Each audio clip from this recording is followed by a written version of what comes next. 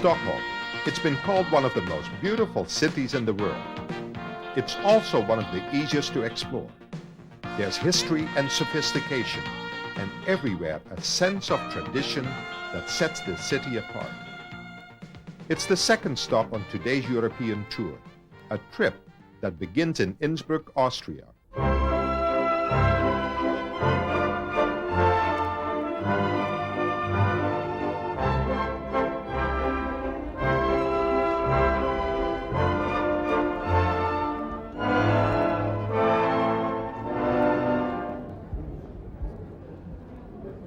Innsbruck was twice chosen as the site for the Winter Olympics in recent years, probably for the same reason that tourists come to Innsbruck today. There are ample opportunities for all kinds of outdoor activities, and the old city of Innsbruck offers the kind of charm you'll only find in Central Europe.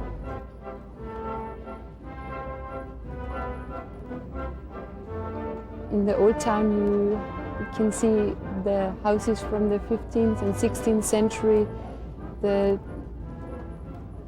balconies and the narrow lanes.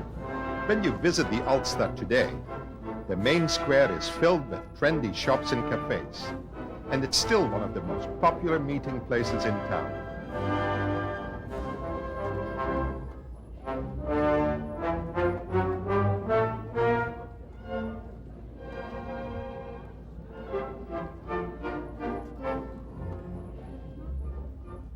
Visitors can explore its narrow lanes and the town square and trace the city's history back to the Middle Ages.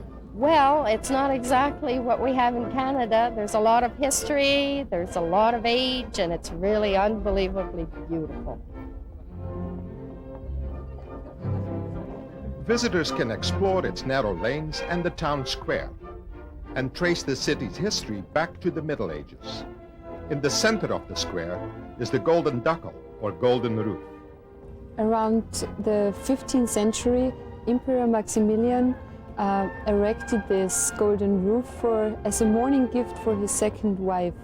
And there's a balcony, and from this balcony they watched all the tournaments and happenings down on the square. As you walk through the old city, there are some very beautiful but also peculiar signs. Because in the Middle Age people couldn't read or write, and this is why they put the art crafts like glasses or pretzels for a baker shop, or a sign with a glass of wine for a restaurant. One of those restaurants was the Golden Adler, an inn dating back to the 15th century that's still open for business today.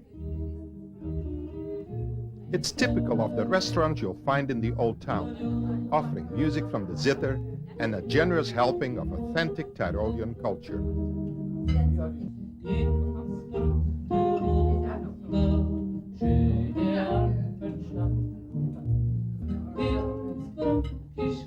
Restaurants like this one, scattered throughout the city and specializing in Austrian cuisine, are popular with visitors, but prices remain reasonable.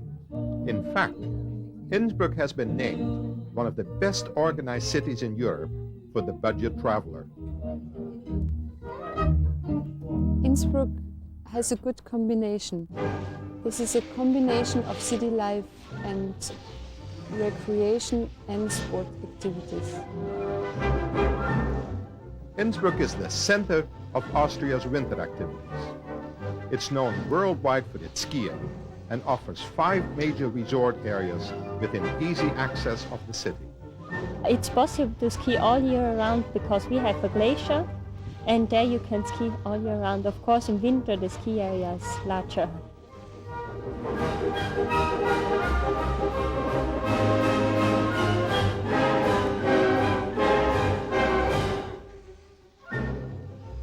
How do people from Innsbruck get here? There's a bus going about every hour from Innsbruck to the glacier. You can rent equipment in all the sport shop in the village, or on the top of the glacier there's a further sport shop.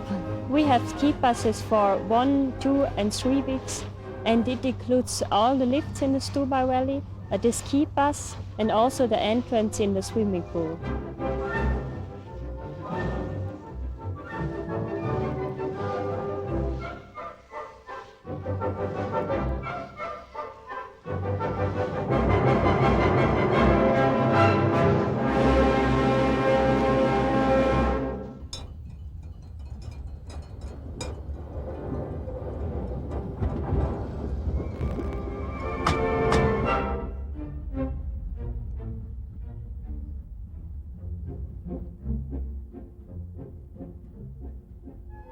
Just outside of Innsbruck is a small village called Eagles. One of the best ways to reach it is by streetcar, which runs from the city through the countryside to this mountain resort.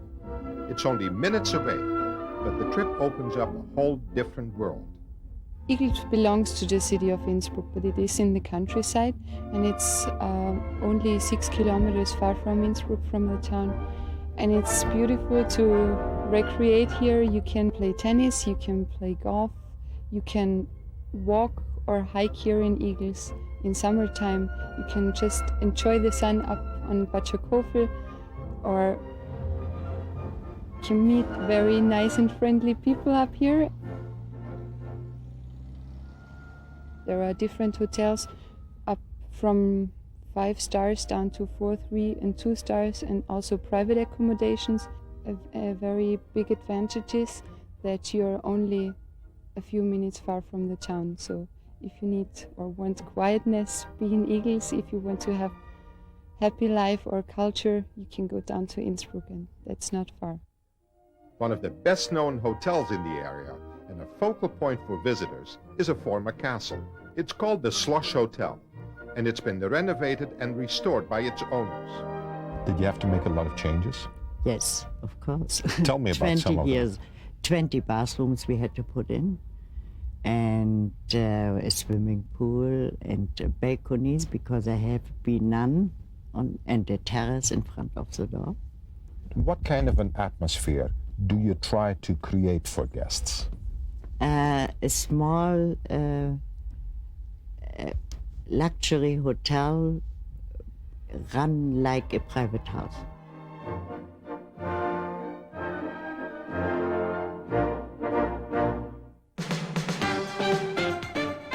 Coming up, Stockholm, Sweden's capital.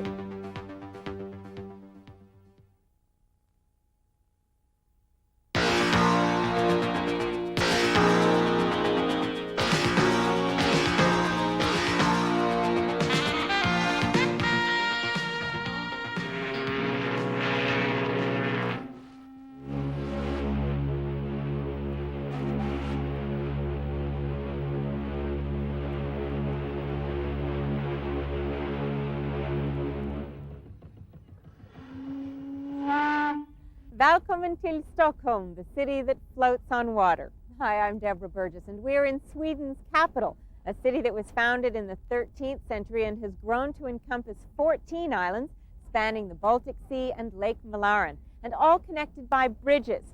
Probably the best way to see the city is to go around the islands on a boat tour.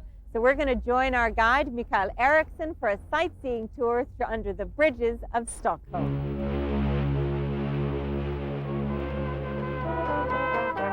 These tours depart from Stromkajen, in front of the Grand Hotel, looking across at Stockholm's Royal Palace.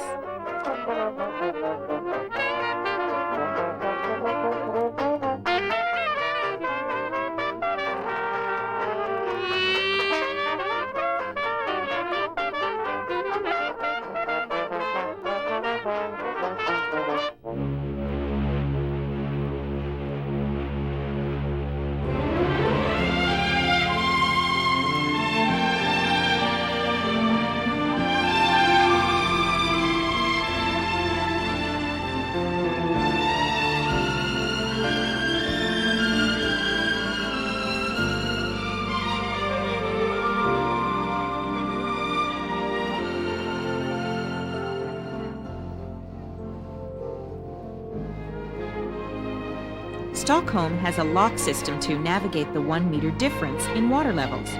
Once you enter the lake, you begin to appreciate how much the Stockholmers use their water. Well, you know that the water is very clean, so you can actually swim and fish in the center of Stockholm. You see all the small boats over there? They say they have about 50,000 of them in Stockholm. And you know what? You see the houses right on the lake, on the water. They say that people take their boats from their houses to go to work, to go shopping. There are boat tours which venture a bit farther, out into the Stockholm archipelago of 24,000 islands and skerries, and inland to Drottningholm Palace, permanent residence of Sweden's royal family.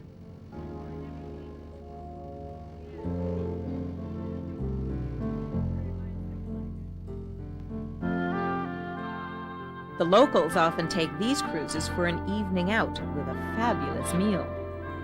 But back to our city cruise, we passed Birger Jarl's Tower, built in 1527 to honor the founder of Stockholm, and the Stadshuset, or City Hall, built in 1923 and site of the annual Nobel Prize dinner.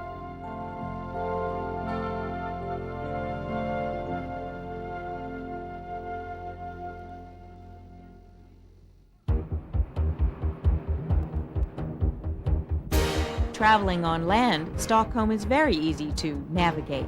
Modern highways crisscross the city's islands, and you can get everywhere on foot in conjunction with a very efficient public transit system.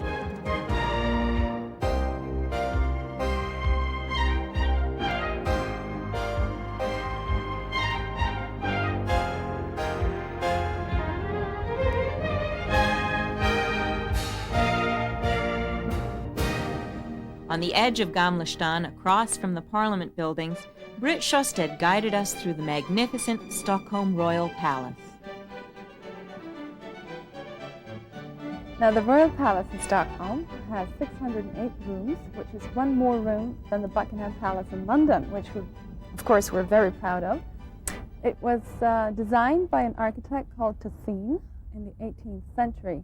And this is the second time we constructed a royal palace, because the first one burnt down. There are several museum areas and halls open to the public, including several apartments, with guided tours available. Now, later on, he also used this bed when he died in 1792. He was shot, at the Opera House by the Masquerade Ball. But he did not die immediately, he died in his bed. So watchers do not come here at night time because we go to this man's haunting here. And here we have If you time your palace tour well, you can finish up in the courtyard around noon for the changing of the guard. And in the summer months, this ceremony comes with music on horseback.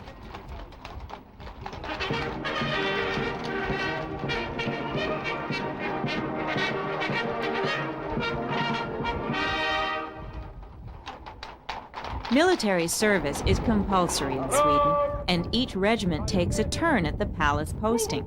So many of the spectators are proud parents watching their sons fulfill an historic role.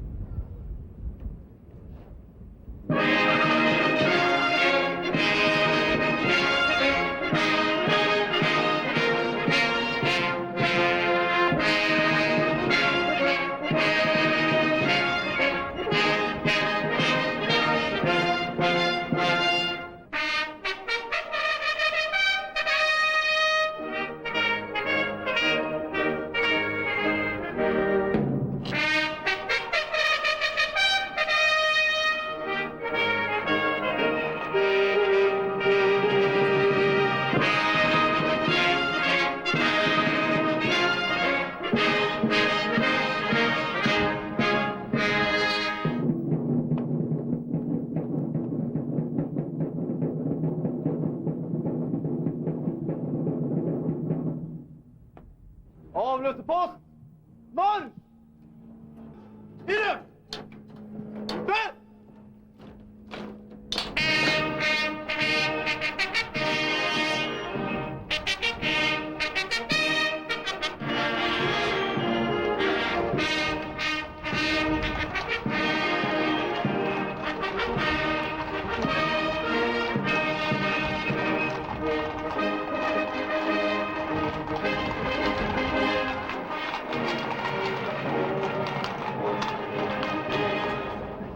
Up next, we leave the palace and step into historic Gamla stan. the old town of Stockholm.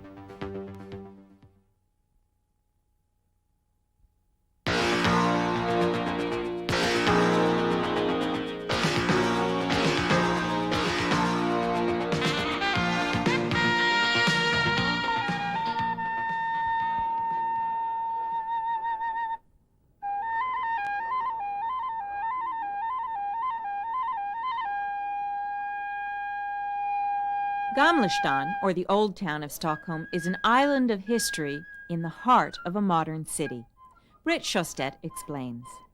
I suggest first of all we go to the big market square, the Stortorget of the Old Town, which is very close to the Royal Palace. Now, the red brick building by the Stortorget Square has as many bricks as there are people killed in the Stockholm bloodbath. When the Danish king invaded Stockholm, he chopped 80 heads off the Swedish nobility, and they put 80 bricks in that red house. On the way to the Riddarholmen Island and the Riddarholmen Church, past the House of Nobility. And here you have some relics of the nobility of Sweden. It's a very magnificent, it's a beautiful building. It has a Latin inscription on top of the door, the entrance, and people get there just to watch the building too. The Riddarholmen Church was built in connection with the monastery that we had in Stockholm in the 13th century. So it's one of the few churches that was built in the Catholic times, at the time when Sweden was a Catholic country. And this is where the Swedish kings and queens are buried. We have 17 kings buried there and 16 queens. In 1991, you'll be able to see the tombs, the underground tombs. They'll be open to the public, and that'll be quite spectacular, I think. You can see the coffins and the nice decorations in there. The individual vaults contain the ornate coffins of entire royal families spanning 4 centuries. Amongst the kings and queens, princes and princesses are tributes to members of the Swedish nobility, a collection that is particularly interesting since Sweden abolished the noble class and ceased conferring titles.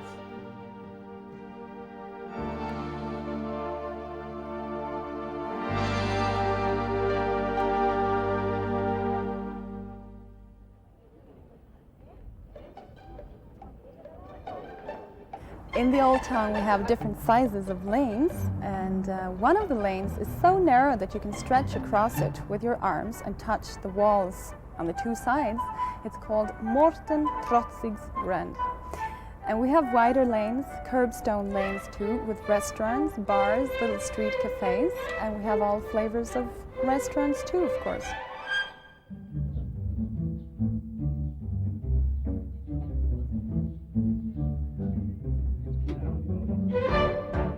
Not all shopping is in the Old Town. There are modern shopping malls and, dotted around the city, great open-air markets for fruits and vegetables and flowers galore.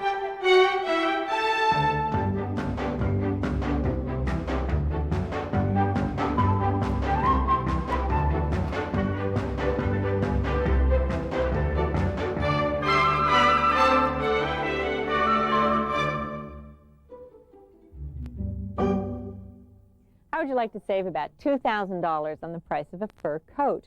Well, in Sweden they have something called tax-free for tourists. It's an idea to help you save money while you shop in Sweden. And it involves refunding the amount of the value-added tax, or moms, that's included in the price of an item. I think even with a refund, this one's a little above my budget.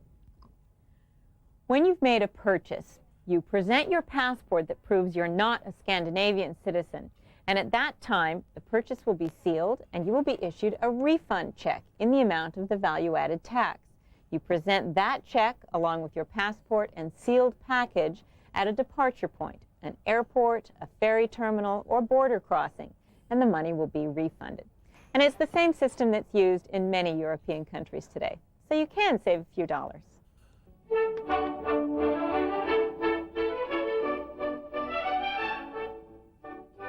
With all its natural beauty, Stockholm seems to have been designed for enjoyment of the great outdoors. The warmest months are June and July, but there's a special treat reserved for late August, and that is the culmination of the city's summer music festival with a free open-air concert by the Philharmonic. It appears all of Stockholm came out for this one.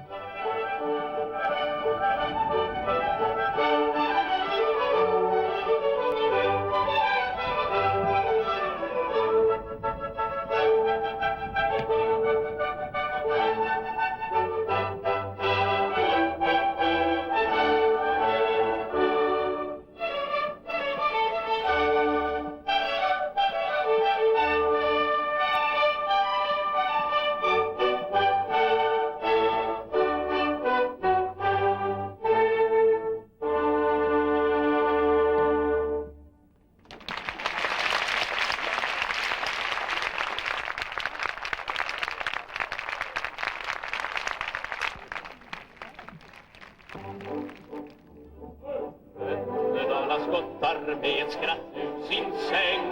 Solen står på berget, sunnan vind rusar, rönnorna dansar över Sjösala äng. Hör ni vackra visa, kom sjung min refräng. The sing-along piece is by Evert Taube, a very popular Swedish composer, although many of us needed help with the words.